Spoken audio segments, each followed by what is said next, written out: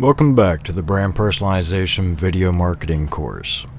Today is September 3rd, 2011. This is video number 3. And in this lesson we're going to cover how to SEO your YouTube videos. Before we get started, I want to go ahead and give you a quick channel update. So we'll go ahead and head over to YouTube real quick.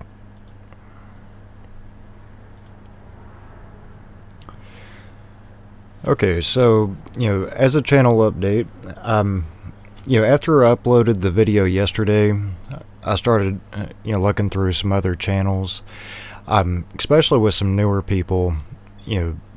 They were talking about, how excited they were to get, the first, 100 subscribers, 200 subscribers. It only took a month, or, they're averaging, 50 subscribers a month, and they're all happy about it and everything else.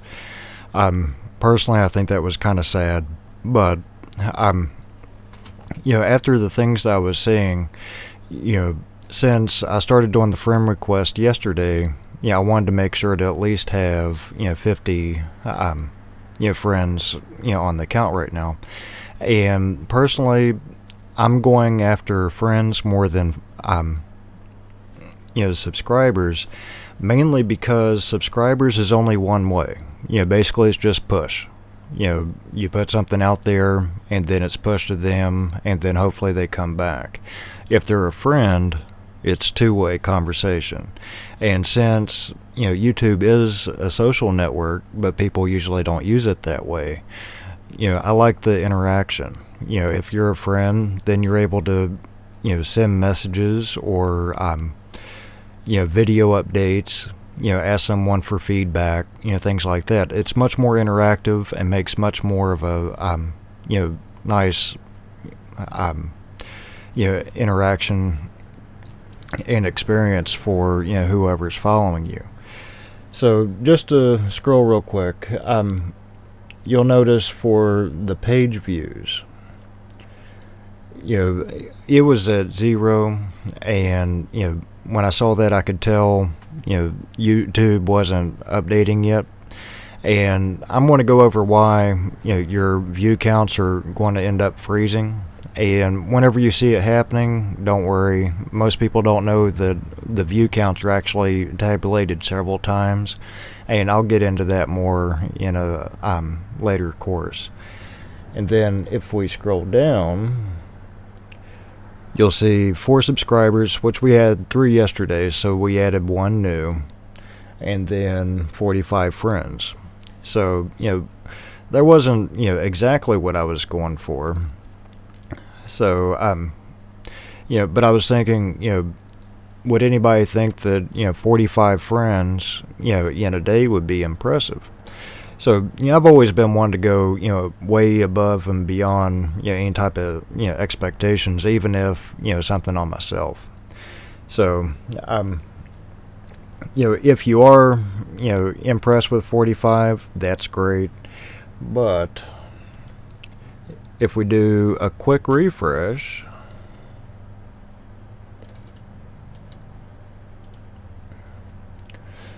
oh well, look at that.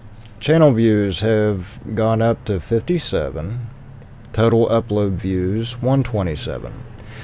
Not great, but considering this is the first day we've actually marketed the account, and the fact that it's only 3 days old, I think that says something there. But like I said, my main concern is with my friend count. So with the 45, I definitely wouldn't brag about that.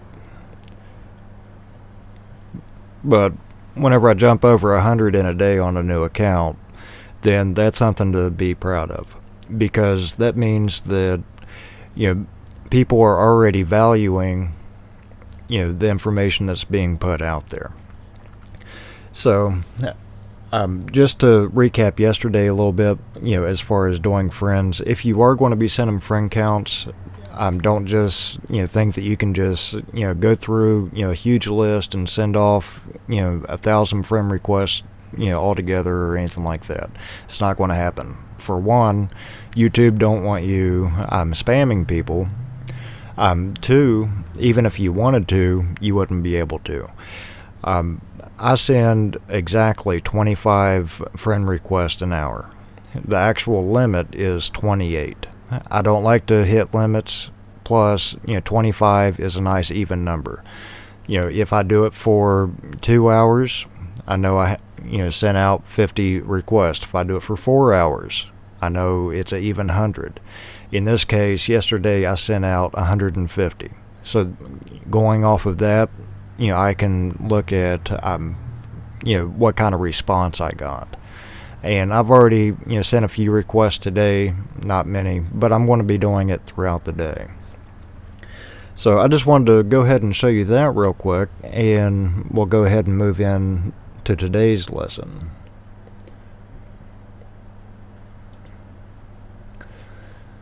Now, whenever you get into SEOing your videos, there's a few things that you need to keep in mind. First and foremost is going to be your title. And I figured the best way to show you this is going to be, to show you the actual course videos.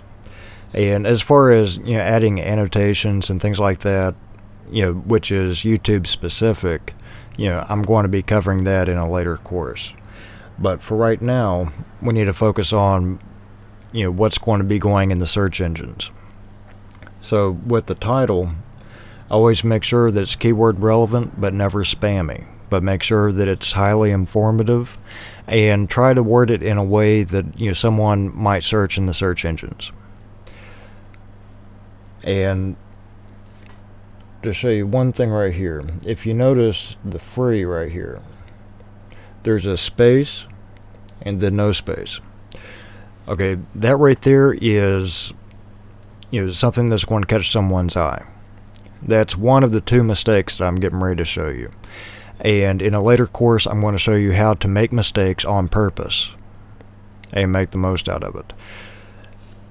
So basically, we are trained, to, find anomalies. So whenever we see stuff like that, we pay more attention. Just like you'll notice in my first videos, you heard a lot of stutters, things like that. It's not that I can't speak clearly. I do this all day long, every day. It's more the fact that whenever someone hears something like that, it makes them focus more on what you're saying. Plus, they're wanting to pick out or point out where you're messing up. So that's a way to get some additional either attention or comments, things like that. Even if someone's just saying, you talk funny. Okay, now going down to the description. It's important to always go with your main URL there in the beginning. And then you want to keep the first sentence kind of short and brief, but very descriptive, because it's going to be truncated whenever it goes into, say Facebook or Twitter or whatever. So the more information that you can put in the beginning, the more is going to actually show up whenever your video is shared. If it's cut off, midway through the sentence and the important part was at the end, then you're not going to get any click-throughs because nobody knows what the video is about. And there's over a day's worth of video uploaded every minute on YouTube. So people are used to seeing a lot of videos being shared. And if you can't catch their attention in a split second, you lost them, which kind of defeats the purpose of marketing in the first place. So I always put 2 sentences, so that way the first sentence is going to be basically the bread and butter of what it is. It's in, out, what is it, what can I get out of it, is it going to help me? The second sentence is going to be supporting, kind of like with a blog post. You have the heading, then subheading. Same principle. The reason you do it that way is because for the networks that are going to be, cutting it off short, the main information is there. For the other networks that allow a little bit more, it's going to have more supporting information on there shown. So I hope I've made that point. Now, as far as the rest of the description, you always put a space, so that way it's going to be separated. So that way, whenever everything shows up, say in a search engine, you're basically breaking it off, where you want it to be shown. Now, as far as the description itself, the more information you put in there, the better. I mean, you could even put, a full article post in there if you wanted to. The more that's in there, the more that's going to be picked up as far as keywords and things like that. And when you're dealing with SEO, it's all relevancy. And if you want to put some special characters in there, or something to stand out a little bit, it's highly encouraged. But don't go overboard, don't be childish, and don't take away from the user experience. Don't be distracting, just be straight to the point, be informative, and give some quality information, so that way people will either read it or be enticed to watch the video. Now, when you get into the tags, I always have a base set of tags that I put down, and even if it's not directly related to the video, it's at least going to group the videos together. So if someone clicks on one video on YouTube, I automatically fill up either the whole side, or a good majority of the real estate. So you don't want just one or two of your videos popping up, and then your competitors, or Charlie bit my finger and everything else showing up, that's going to distract from what you're trying to show your people. Now, when you get down to thumbnail, until you become a partner, you have 3 choices. You can also play with this a little bit and play with your timing, so that way whatever you want to be shown is going to be inside the time. You might even want to upload a video that is just a timer, so that way you can see what seconds generate the screenshot for that length of video. Now, if you're getting into local SEO, this area over here is where you geotag your video. So that's very important if you're doing anything on Google Places. Moving on down, I'll leave all the defaults, and then I'll just click on save changes. And I mentioned I was going to show another mistake, so I'm going to go ahead and show you how things look if you go ahead and share it before the video is finished processing.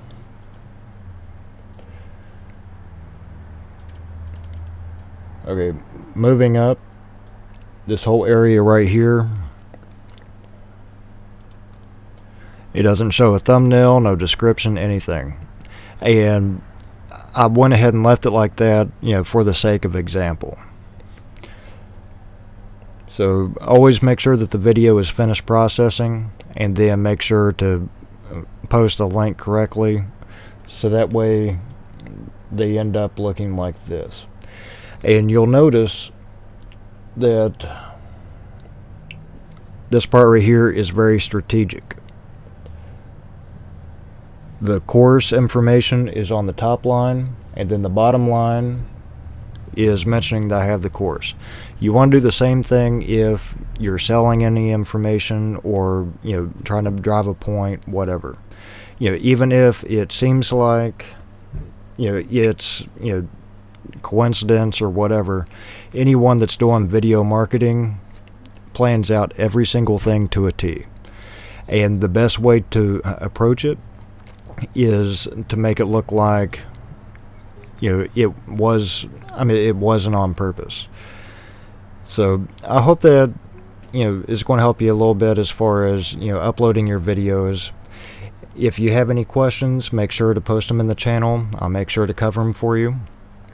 Tomorrow, I believe we're going to cover collaborating with other YouTube users to help get your video out there and help you go viral. Till tomorrow, this is Dustin Salmons with Brand Personalization Radio. Stay tuned.